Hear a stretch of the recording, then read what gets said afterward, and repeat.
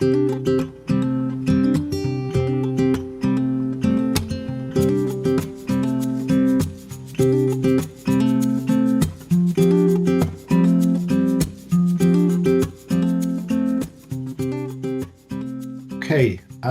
Jay, Soran, everyone, thank you so much for joining on time, and very warm welcome to all of you today. My name is Nirav, and I'm a GP and a volunteer in the BAPS healthcare team. And as part of our BAPS wellness program, we are focusing on a holistic series of webinars to help our Satsangis and the community. We're going to be focusing these webinars on a number of topics, and many of you will have seen our previous webinars so far, but these will be focusing on nutrition, exercise, sleep, and stress management. Some of these are already available on YouTube if you've missed them, but they really do have some really amazing content with phenomenal speakers and experts in the field. We will also be just reminding you that some of these initiatives have led to the launch of a really special product, which many of you have seen, a vegetarian and vegan cookbook, which is available in our bookstores nationally. Please do grab a copy if you haven't already. But back to today, we're going to be focusing on stress management, the fourth pillar of our wellness initiatives. And we're really grateful to have with us Dr. Vikas Patel, who's a consultant clinical psychologist, as well as Bhavika Patel, cognitive behavioral therapist, and also Dr. Priyanka Oza, who will be guiding us through today.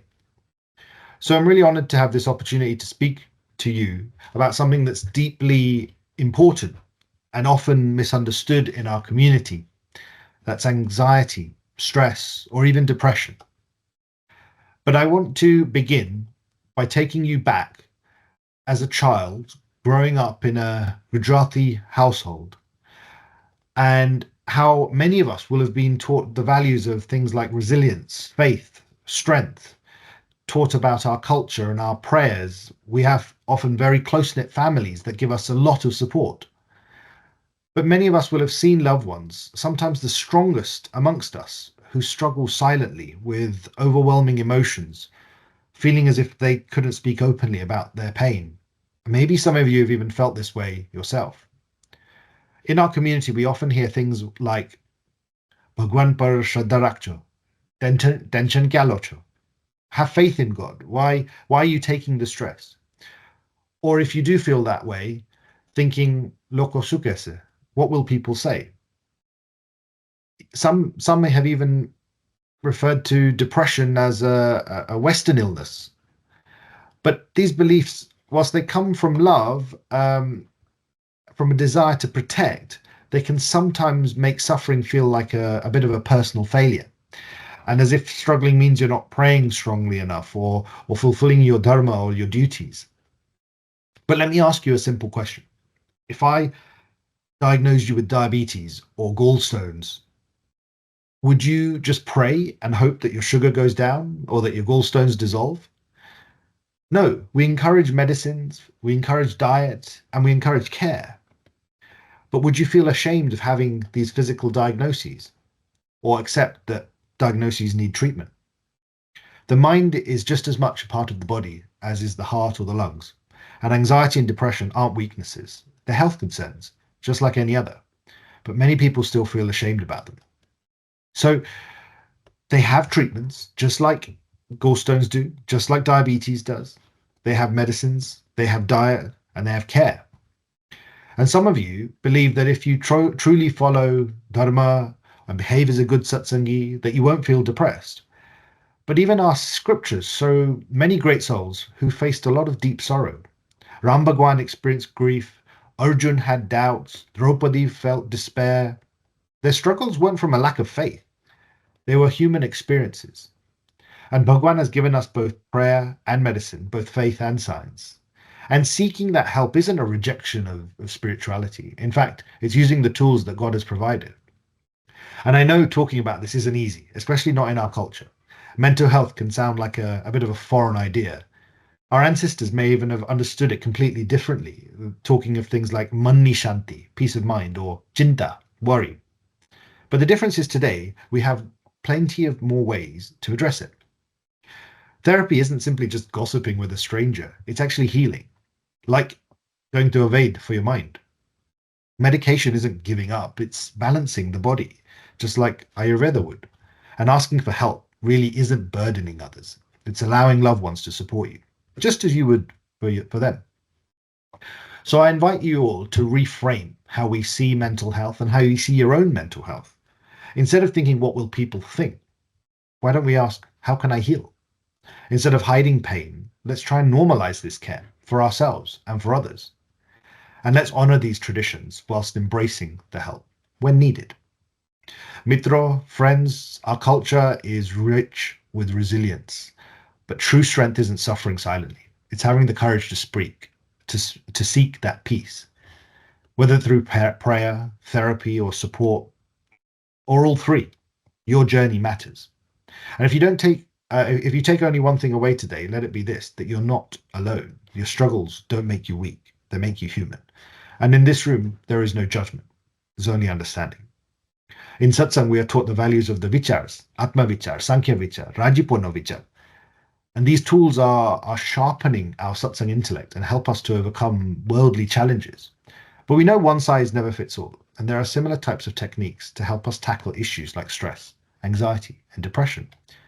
And to tell us more, we're really grateful to have Dr. Vikas Patel, as I said, a consultant clinical psychologist, and also Bhavika Ben Patel, cognitive behavioral therapist, who are going to explain to us today the power of mindfulness. Let me start with Dr. Vikas Patel. Over to you. Jason, and thank you, Dr. Boyve. That was truly very much reflective. I was getting quite absorbed with what you're saying, and I'm quite thankful and privileged to be here today, and so thankful to see many of you have turned out. Just even simply logging on today, there was a part of you that was increasing in awareness, and an awareness that was important for you, and that's really important that we need to think about. So hopefully in the next couple of minutes and this allocated time, I hope I can leave you in an impression that what mindfulness actually is and how we can benefit from this way of working, improving the richness and the quality of our life, and a life that matters and a life that is worth living and worth sharing. The webinar will incorporate some theoretical, because it's quite important to understand some theory, and practical ways to enter mindfulness. And many of us have and are continuing to be present, which is important. My work as a psychologist, but just as a human, as a satsangi, I study how people can change and how they transform within their journey to better their life. And one of the changes that I have noticed that has been quite actually important was the power of mindfulness taking control over our mind. And what's really important in when we think about mindfulness, we may have that mindfulness is about centering or peace, or it's like kind of a state that we have to be in all the time. And many of us might think and do mindfulness, but what happens often, we get ourselves caught up in this self-judgment, self-criticism, unrelenting standard, which often means we tend to give up quite easily, and we tend to get carried away with ineffective thoughts and behaviors. So for me, or at least many people that I've spoken to on how their minds work often, maybe looks just a little bit like this, which I'm sure many of you might resonate. That our minds are always going to wander, please let it. So I just want to demystify some myths here. That mindfulness is not just about a relaxation. Mindfulness is purposeful awareness on whatever is. Mindfulness is also not in the absence of a thinking, or nor is it in the absence of a feeling. We often assume mindfulness is about calm. Yes, that could be the side effect, but mindfulness in its most purest identity is being present in the moment without judgment. So mindfulness is the three A's. You can practice it anytime, anywhere, doing it anything. And it's very important that we can learn to cultivate it. Please remember, there is no outcome, it's process. We're here to be good at feeling, not feel better. And we're here to have good thinking so that we're able to engage with critical points on choosing what's the most effective way to respond to situations, not to react, which could hopefully be useful.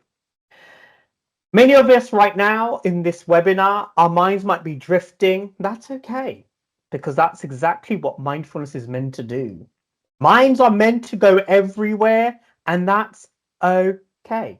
Often our brains get caught up into the past, and our minds get caught up onto the opposite, which is the future. Sometimes we feel so low, sad, versus worrying and anxiety. Often we have many smartphones. I need to mention that we live in a world where we are always using our phones. We can be connected anywhere in the world, anywhere with anyone, but except here sometimes.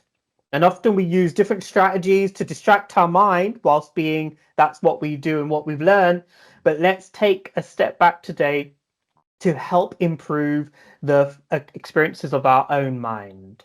If we want something to be different, it must be now, which is the present. Yeah. As today, we don't want it to be yesterday, and we don't want today to be tomorrow.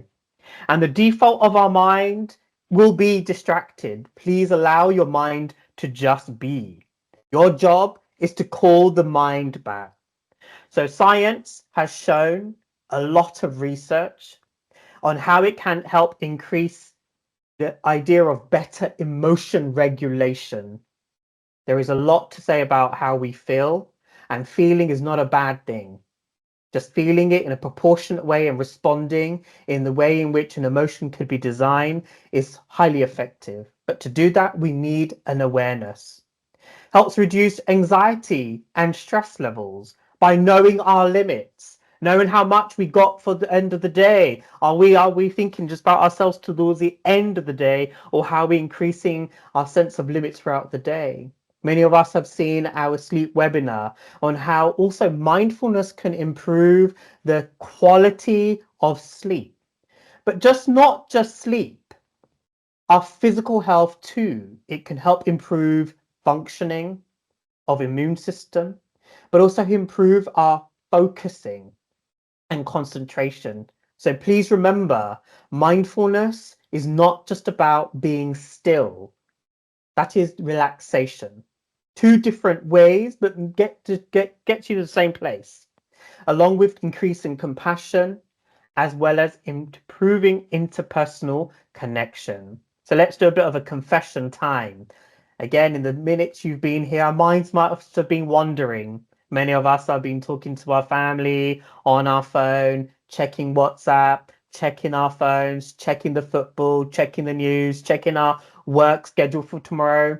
Whilst, yes, that's okay, and our minds will do that, and we will live a meaningful life, and there's no judgment to it, but just simply acknowledging what you're doing, just bring it back. And I would encourage you for the rest of our webinar just to simply put away some of that distraction and to engage in what we can do right now, as we risk burning out in our sense of self. So just remind yourself of the benefits of engaging with mindfulness.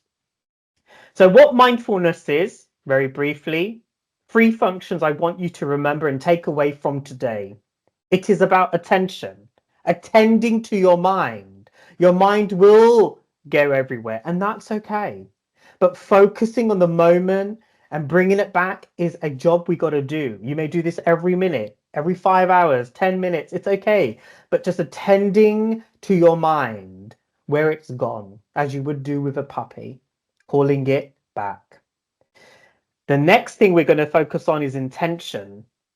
When you're aware, making sure there is an intention on how we're going to respond with our thinking, feeling, without a judgment. And I'm going to go through that in a minute.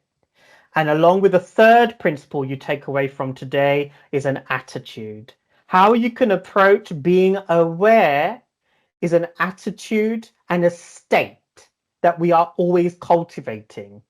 It is practicing, practicing, practicing. an openness, curiosity that will help with creating clarity. So let's look at the first one, which is important. But before I do that, just simply look around the room, in whichever room or street you are logging on in. And I want you just for the next 30 seconds, just to locate any object that is a circle. So look around your room. Yes, look around the room. Maybe turn the chair around so you're not just looking at it in the way you are. Turn around, look around you, and just highlight any circles you can see. Any circle. And if your brain wanders, let it be too. Just focus back onto finding the circles. Noticing if there's any competitiveness to count how many you can find. Noticing giving up. How's this going to help? Just noticing that.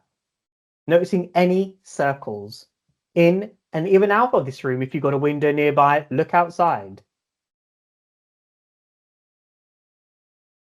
So what you just did there is a very brief way of attending the mind. Okay? Our minds will wander to the past and the future. We will have judgments because we're living in a world, which we do, where we're not really taking care of ourselves other than just going to the next bit, next bit, next bit, and that's okay. So let's go on to what attention means. So what attention means and what you do with mindfulness is simply these three core categories of observing. So what we're trying to do within what you do with mindfulness is just simply you're going to have thoughts, simply you're going to have symptoms in your body, and simply you're going to have emotions. Please remember, you want to start labeling your thoughts, labeling an emotion, labeling a sensation. For example, I've just noticed I've had a thought, the viewers here might be judging me. Simply, that's just a thought I've just had. I've noticed the feelings of increased heart rate, dry mouth, a palpitation. Might be just a symptom, but maybe I'm equating this to a feeling of shame. Research shows that even just labeling a thought, a feeling, or a symptom can reduce your brain activity. Simple as that, of labeling a thought. So again, when you describe it in your day from today, I'm just noticing I've just had a thought, I am. I've had a feeling of I feel. Start labeling that one few sentences, which will help to create what we call is a diffusion. And the last one is participate fully. And in this moment, how we can participate fully in this moment with an awareness. The life we want, the life we dream is today, the now. What we have today is what we dreamed of. And that is where we've got to start wanting to know, which is this power of what we've got is now, to make and choose your responses. So again, just to summarize, what to do is observe, describe, and participate. Please remember, these are all constitutes to being a mindful. We don't do mindful, we be present. You don't do mindfulness. And how we do it is these first three. And now with intention, we want to be present. And how we be mindful is non-judgmental. We find ourselves often judging. I too, I judge all the time. My brains will judge. It's part of human behavior of trying to keep us safe. So noticing judgments to self and others. Noticing judgments will elevate your stress levels, because judging ourselves is because we're striving for something we want. We may not get it and we start judging. That could be ourselves, but also judging in comparison to other people. Or we may judge others, which is why in our satsang we do practice above avgun. I be mindful of that and allowing ourselves not to focus on what others are doing, but focus on what you're doing, which is more important. So again, noticing judgments. Please remember, we will always judge. I've made a judgment on two forms, discrimination and preference. I may prefer pizza tonight over dal bhat. I may have a discrimination of wearing a jumper or a t-shirt. These are judgments we will have in our days, which is part of life. But we're taking this one step further of knowing that these judgments are often that leads to ineffective behaviors that leaves you far away from a life you want to live. How you do mindfulness is one mindfulness. Again, some of you may have put the phone down recently, but picked it back up. Some of us might be talking, and that's okay. We are so habits. We are creatures of habits. But our job is just to focus on one mindfulness. And many of us tend to multitask, and that's okay. It's a skill to have. But as you know, cultivating a multitask way of life through time and pressure, society, can lead us to burnout. So what we're trying to do here in how we be present is try and attend to doing a task, but do it one mindfully. If you're eating, just eat. When you're walking, just walk. When you're listening to a music, listen to a music. If you're reading, just read. Where is your phone? Where is your mind? It will be distracted. It's okay. And the last one is learning to be effective. This is my favorite one, to move away from the words good, bad, right, wrong. But how can I be effective? Is this going to lead me to an effective way of life? A life that is worth living, a life that is worth sharing. So choosing your response at critical moments will help you acknowledge, is what I'm saying, doing, or thinking, does it leave me or move me away from my values to what I care about at the cost of what I care about?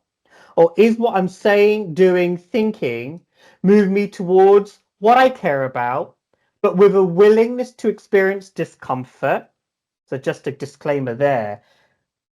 One of the disadvantages of practicing mindfulness in the early stages means we got to experience some discomfort. And that discomfort could be our emotions, our feelings, our symptoms. Sometimes we just don't know what to do with them. Sometimes just letting them be is enough.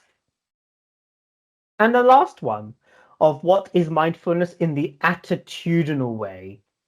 So we'll just really brush through these, not going into many detail because there's a lot to take in. So whilst I mentioned there is some theory, but to get some theory from what we just spoke about of what to do and how to do it, mindfulness can only be learned through practicing. And there are some attitudes we may pick from here. Start today, pick one. We've already mentioned non-judgmental practice. Learning the art of patience. Many of us are very impatient, and that's okay. But just can I cultivate a patience within myself or others? Meet someone where you're at and meet yourself where you're at and not where you should be. Meet others where they're at, not where they should be or where they were. Often we find that as a judgment. Letting go sometimes of being right and being in control. Sometimes that curiosity, that willingness can be useful. Working on that striving part, always wanting to do better, which is great, a great skill. No one's saying not to, but just be mindful of that. Acceptance, as we said before, that our minds will get distracted. And sometimes we can allow ourselves to accept things for what they are, not what they should be. Beginner's mind, see mindfulness as fresh. See things every day as if you've never seen it before. Many of us have gone on holidays. We take our cameras out and have moments. I too. But how can we incorporate moments and fresh mind in our everyday life? The power of gratitude is the most researched human form of an emotion or a state. It's heavily researched because it has not just psychological benefits, but physical benefits and our spiritual benefits. And we are so gifted in this satsang, and which is why we cultivate our prapti and our prapti vichar. Generosity, again, thinking a little bit about how we gift ourselves to people. And trust, trusting in our wisdom. Never trust a thought and never trust an emotion. When I mean never, what I mean by that is responding with a valued way of being, not being led by just your thinking. Just because you think doesn't mean it is true. And only because you feel, yes, it's legitimate and experienced, but choose how I'm going to respond. So just to emphasize a little bit of a breathing space, I would welcome you in a little practice for this last 3 minutes of this part of the webinar. So the purpose of this 3-minute breathing exercise, what I would like you to do is get yourself in a comfortable place, but alert, but not too comfortable that you're going to try and relax. Remember, the whole idea of mindfulness is not relaxing. 3-minute breathing space is a really practical way that I found myself and clients, finding them to slow down and get out of the automatic pilot we do. It can help us respond to stressful situations with clarity and a responsiveness. The goal isn't to take away any negative feelings, but to create a space to respond with greater perspective. So just for the next few minutes, take a moment to pause and notice what's going on with you right now. Whatever thoughts you may be having around, welcome them. Whatever feelings or emotions you are having, welcome them. Just turn into the internal weather pattern you have inside you right now. Continue to be open in this few moments. As best you can, let go of the tendency that we all have wanting things to be different than they are right now. A good way to cultivate this is holding some willing hands. So whether you're sitting, you're lying down, or even standing right now, allow your palms to just lean as they are by keeping your palms upwards to adopt an open position. And see if you can allow things to just be as they are right now. Taking deeper breaths in if you need to through your nostril. Pausing and out. Please remember your mind will wander. This has got nothing to do with relaxing. It's just simply attending to where you're at right now, intentionally, with a curiosity. Once again, just allow your sensations to be exactly as you find them and not to try and do anything different. When your mind drifts, which it will, just bring it back to what we're doing, focusing on different parts of your body if you need to. This 3-minute breathing space you can use at any given point in your day. You can do it while you're in a meeting. You can do it while you're in the car. You can do it while you're just taking gaps between different courses of your meal. It's just simply attending to your breath. Because if in doubt, you don't know what to do and how to do mindfulness, is never forget wherever you take a breath, that's life in this moment in time. So again, the last few seconds, just allow yourself to know where you're at. You will have thoughts, you will have feelings, make room for them. So please remember, mindfulness is a practice. You've noticed some theory, observe, describe, participate, non-judgmentally, one mindfully, and being effective. If you know these 6 strands, we can try and incorporate it into mindful eating. Not just to have 5 potato chips in our hands. Many of us are guilty of doing that, and you're probably laughing right now. That's me, and that's okay too. That's me too. But also be mindful of paying attention to each chip, each chewing, each texture, the colors on your plate. Mindful eating will also help us to reduce our stress, but also other physical health problems of quickly eating in regards to our digestive problems. Many of us who attended the webinar on movements and noticing how we may want to be mindful in moving. That could be between your seat, your spaces between you and your work. Just knowing some mindful movements, paying attention to that. Go easy on yourself. Respond with compassion and kindness. Know your limits. Mindful choices. Pausing in between you do another action. One way I like to tell clients is allocate one of your senses, where it to be your smell, your taste, your sounds. Allocate that as an anchor. So you're able to loop and move in between situations with ease. So you don't have to get too carried away with your thinking, always coming back down to the allocated sense you've had. And habit formation. Many of us are trying to create new habits, but this is where we can be more mindful of our limits, mindful of our goals, mindfulness if the habits are too big. So can you see mindfulness is just simply being aware. That's all, with awareness intention. So some tips and tricks as we finish is acceptance. A little trick is learn to accept you're gonna have thoughts, you're gonna have feelings, whether you like it or not. Unfortunately, it is our way as being a human, but we could definitely choose to respond in a way that is going to be meaningful by simply first taking the step of knowing I'm having a thought or a feeling. Taking control over your breathing.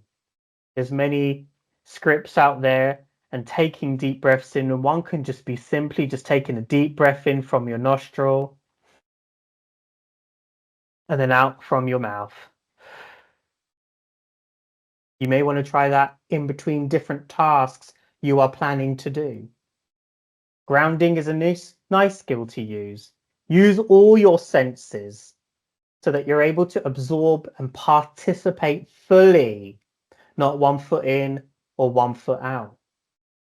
Journaling has shown to have great outcomes in putting pen to paper, getting your thoughts and feelings out so they're not within you ruminating, obsessing, or forgetting, because there are some thoughts we may need to hold on to.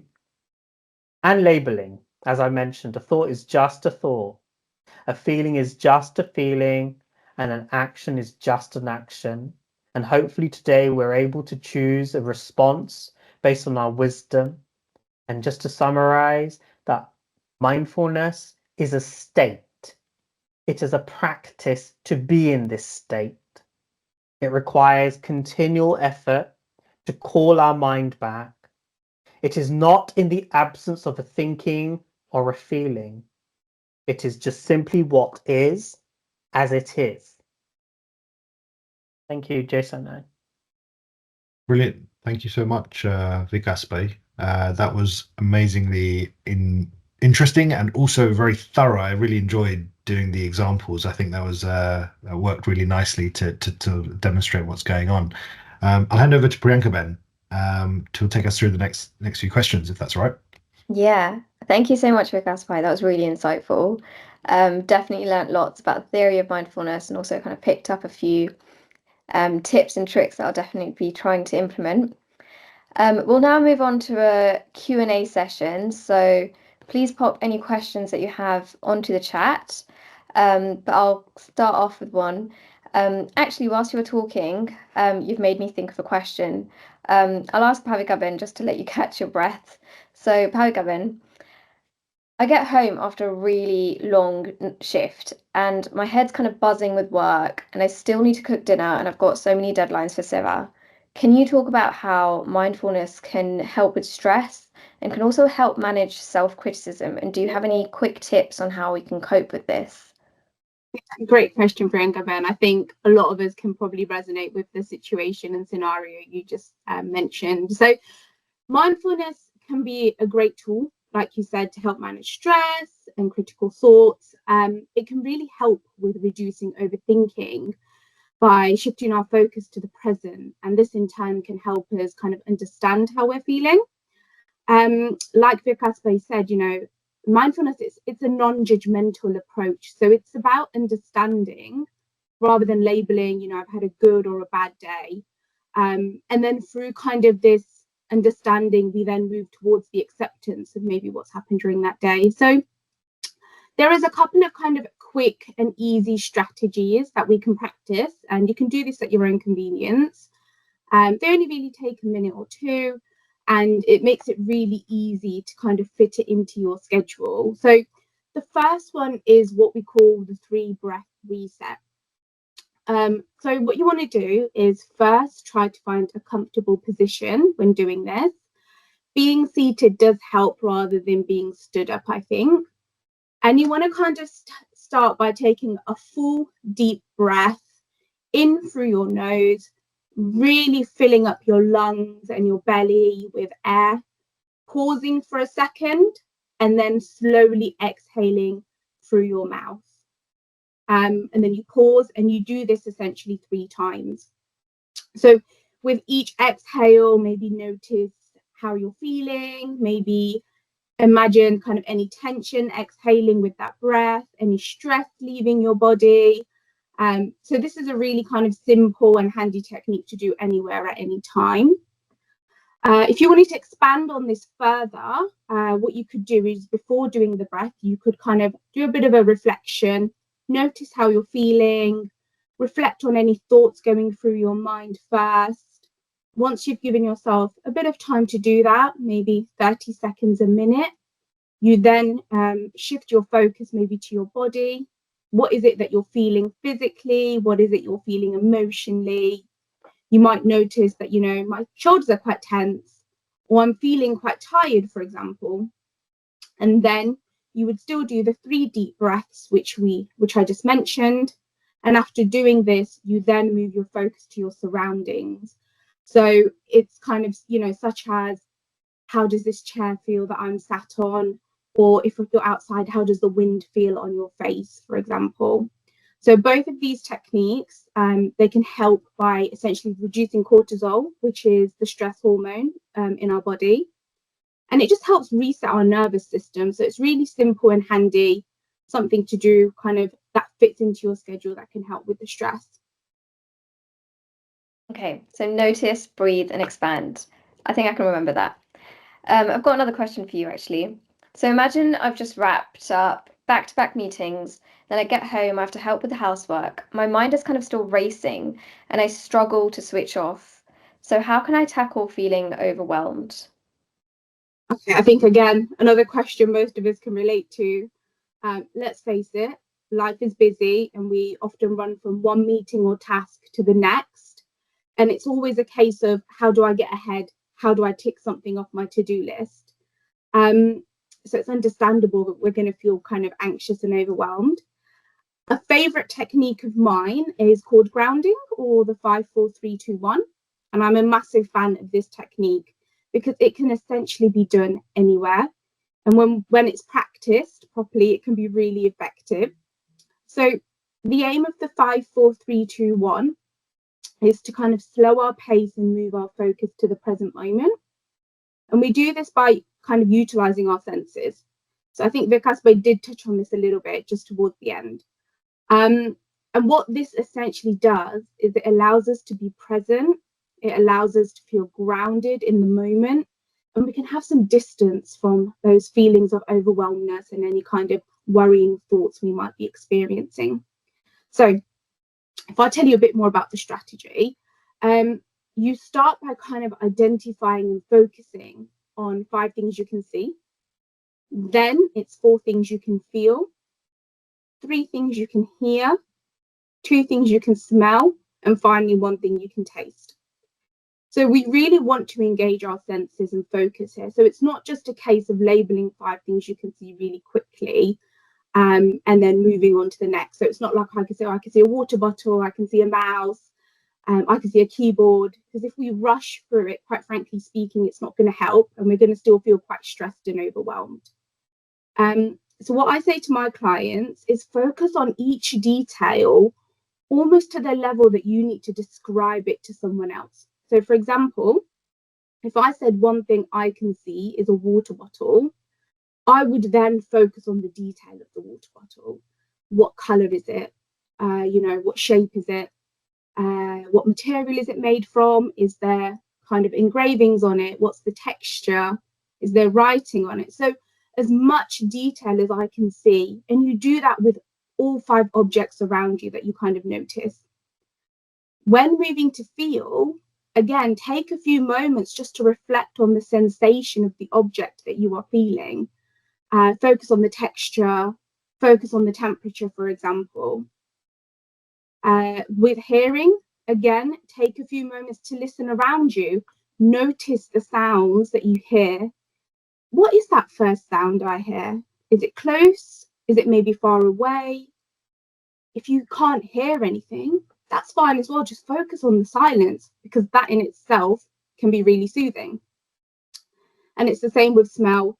Again, take a few of those deep breaths, really take a step back and focus on what you're smelling. And then finally, we move to taste. Focus on what you can already taste. It might be kind of coffee, it might be a sweet you had earlier. If you can't taste anything, that's fine. Just swallow and reflect on that sensation for yourself as well. So this technique, it's a lot longer than the one I just mentioned. And when it's done properly, it can take about 10 minutes, I would say. But the really good thing about this technique is because of the length of time it is, it gives you the time to disconnect from the feelings of being stressed, what's going on around you, from those critical, those worrying thoughts, and really shift your focus into the present moment. Okay, 5, 4, 3, 2, 1. I'll give that a go next time. Vikas, a question for you. I read somewhere that actually the best place to start mindfulness is actually in the small moments, like waiting for the kettle to boil or brushing your teeth. What are some other ways that we can fit mindfulness into our busy everyday life? That is a good place to start. And just even acknowledging where you want to start in itself is the now. Yeah, the now is all you have. So whether that might be just recognizing, yeah, I am having a cup of tea right now and being grateful, not just because I'm having cha and I've put it in the kettle, waiting for it to boil and it's good. Actually, just imagine how that cha was transported here. If we could take our thinking a little bit more than just our closed-mindedness to recognize that we're able to go a little bit further, they just didn't end up in the Tesco shops or wherever we shop. Actually, it came from a level of someone's hard efforts and work. So even cultivating that practice every day through gratitude will help boost our resilience, and it helps us to create the thankfulness of not trying to strive all the time for the next point, next meeting, next thing. But also just mindfulness transitions, as I said to earlier on, when you're going from, let's say, the kitchen to the living room to the car to the tube. Wherever you are going, simply just acknowledging and dropping that anchor, often the breath, to remind yourself of the importance of the moment. Yeah. And also many of us, we have pratna. We pray. Prapti vichar can also be useful, even in the way in which, for me, I know how I cultivate mindfulness. I might do my pujas very quickly one day. Oh, it wouldn't matter. Just to do a quick express one, where we can learn from our gurus that really showed a dedication to time. And time we can't buy. It is what it is right now, because this is the only time you have got. So, and also being present could be exactly that. Starting anywhere, doing anything, doing it anytime. So your free A's. Anywhere, anything, anytime. That's what mindfulness is about.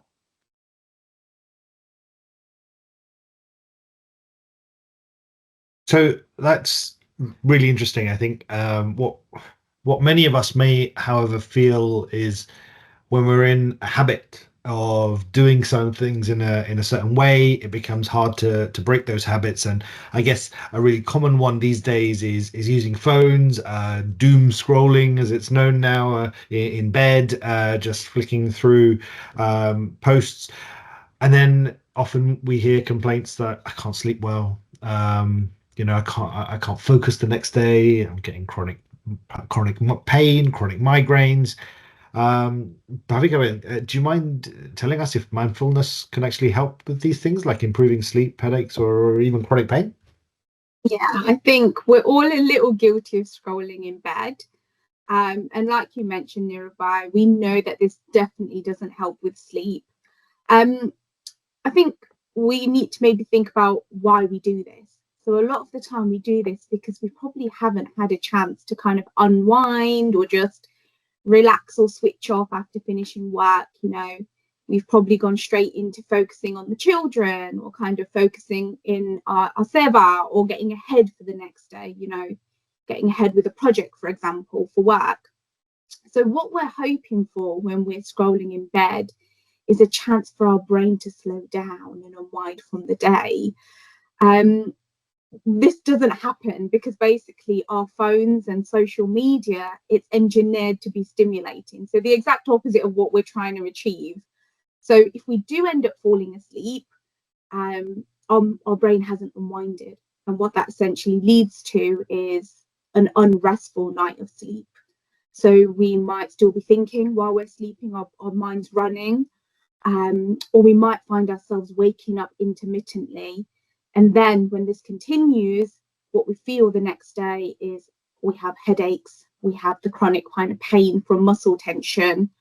And that's again kind of linked to stress and not getting a proper night's sleep. So mindfulness can definitely help with this. It can help with our sleep if we practice a strategy before bed, for example. Something simple like the body scan, I would say, can be quite beneficial, because what that does is it helps us move our attention away from the overthinking and focus on our body, and just our breathing, and kind of slow the thoughts in our mind. So our mind can fully then start to slow down, process the day, and just prepare for sleep. And actually, what we do know from research is when the body scan is practiced regularly, it can actually help with reducing stress, reducing fatigue, reducing inflammation, so linked to the chronic pain you mentioned, and it can help with insomnia. So I really hear what you said, and agree with what you said about these apps are engineered to almost want us to want them more, in a way. There's definitely a relationship between using these apps and staying alert. Our brain stays alert and wired, and releasing dopamine that makes us want to do it more. But some of those tools that you mentioned can be a really powerful way of escaping that sort of vicious cycle. Bhavika, do you think you could show us how to do that? Yeah, definitely. So I kind of mentioned the body scan, and that's really about paying attention to different parts of our body in a sequence, either from head to toe or vice versa. So it might be quite a good time maybe for us to practice this together. So what I'll do is I will kind of talk us through this. So what I would say is kind of begin by making yourself comfortable. You might want to kind of do this seated or even lying down if you can. So first of all, close your eyes, and this will help you focus on the body scan. Start by taking a few deep breaths. So in through your nose, really filling up your lungs and belly with air. Pause, and then slowly exhale through your mouth. And if we do that again, in and exhale. So start by bringing your focus to your feet. Take a few moments just to notice how they feel. Do you notice any pain? Do you notice any tension? It's fine if you do. Just keep breathing. And with every exhale, imagine the pain leaving with the breath.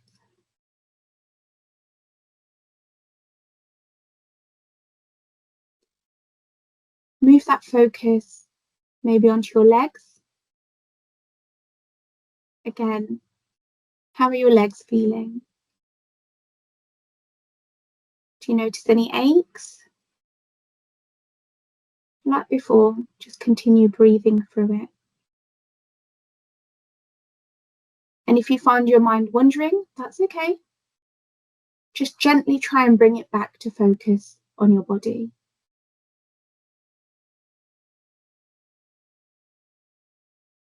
Move that focus to your thighs and the top of your legs.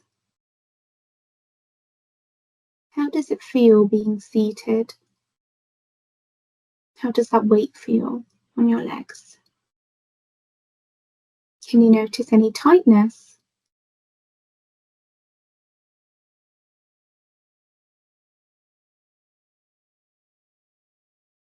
Now shifting your attention to your hips. Feel yourself sinking deeper and deeper into the bed or the chair.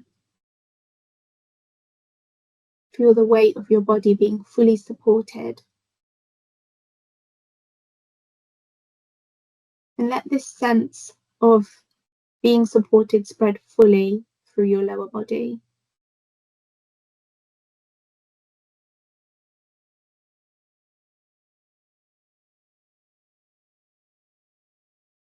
Next, shift your attention to your stomach. Notice the rise and the fall of every breath, every inhale and every exhale.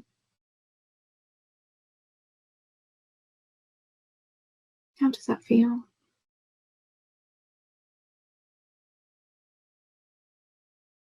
Bringing your attention now to your chest. Make room for any sensation that arise. Lean into them.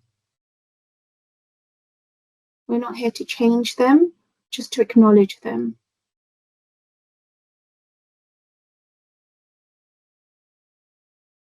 Move down to your hands.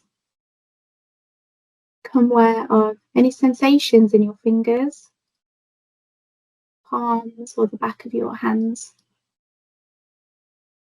Do you notice tingling, warmth, or coolness?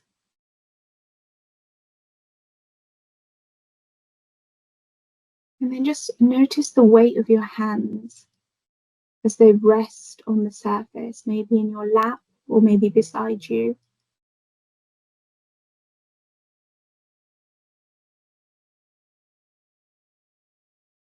Shifting your attention to your arms, inhaling and exhaling, noticing any sensations that arise.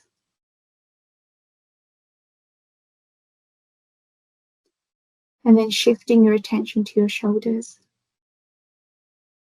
Are you noticing any sensations of tightness? Try to let your shoulders drop as you exhale with every breath. And then focus on your neck. Does it feel stiff? Does it hurt? Imagine that tension leave your neck. And then focus on your face. How do your facial muscles feel? So we're almost done. But take one last time to shift your focus to your entire body. Just take a moment to see what you notice.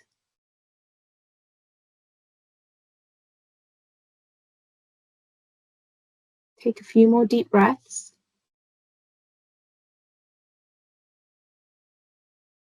At this point, you might want to stretch.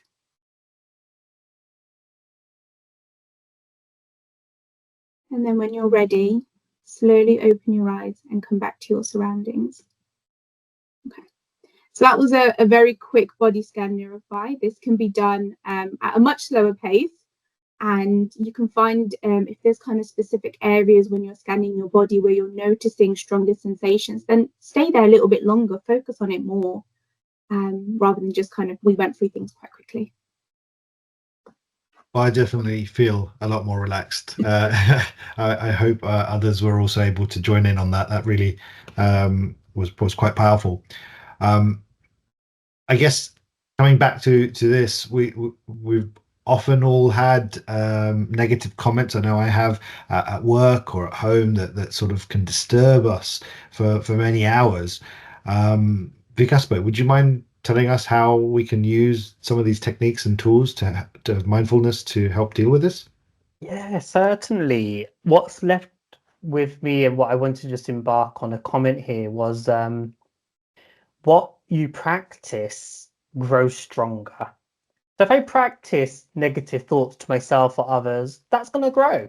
You're just going to nurture that. Whereas if I practice being present, trusting my own capacity to feel an emotion without it consuming me, by recognizing the feeling, allowing it to be there, and again, investigating a little bit of your symptomology and nurture yourself with your own sense of kindness, because you can't stop feedback. But one thing I have learned is letting things go, not in the concept of giving in, but allowing yourself, what is it I could learn in this moment in time? Yeah, so what you practice grows stronger. So if I want to practice allowing comments to come and go, because we will, I'm guilty of those comments myself too. Yeah, but we letting go of not clinging on to the emotions. Often we feel like we have to cling on to it, do something about it, and we hold it, we ruminate on it, we bring it back, it affects our relationships. So simply just a little strategy of being aware, to trust the capacity that you don't have to always feel engulfed by the emotions, and simply acknowledging that is what I'm feeling, thinking, but recognize that's okay. Making room for it and choosing the response that is based on your values. So mindfulness is not just simply an awareness, which it is, by the way, but then you've got to choose what you're going to do with it. And that is that most beautiful moment of how you can weave in and out. So practice what you want to grow. So yeah. Wow, I mean, I have definitely learned a lot in this session. I'm sure all of the participants have as well. It may feel like a bit of a whirlwind of different tools and techniques, but it definitely can help. And what you both have explained so clearly has actually reminded me of something within Satsang that many of us may already be doing. Something called Prasang Manan, which many of you may have done in Satsang exams or adhivations, and as if we are imagining doing the detailed smruti of a prasang of Bapa or Maharaj, going into that depth of what the temperature was like, whether the wind was blowing, whether what he may have been wearing, and the power and calmness and stillness that doing a true prasang manan can bring to us is phenomenal. But of course, applying those same principles to ourselves can help bring that into our own personal lives in a very fulfilling way. I guess one thing to the audience is that, remember, you don't have to master all of these, and in fact, even if you only do one, that's enough. Just try to try them and see which ones work for you. Ultimately, practice is key, and I believe some of the resources have just been posted as easy guides that you can access in the chat. I'd like to firstly thank all of our guest speakers today and taking their time and going through this webinar with us. We do hope you've really enjoyed this webinar. We're really keen to hear your feedback on how these webinars can be improved further. So a feedback link is just being put into the chat. By popular demand, as we've heard from previous webinar feedback, we are planning our next one, which will be on the menopause, which we're planning for in June. Please watch out for further details that will be released on the Telegram channels and in Sabas. But from the BAPS Wellness Healthcare team, we'd like to thank you all for joining. Jai Samran and good night.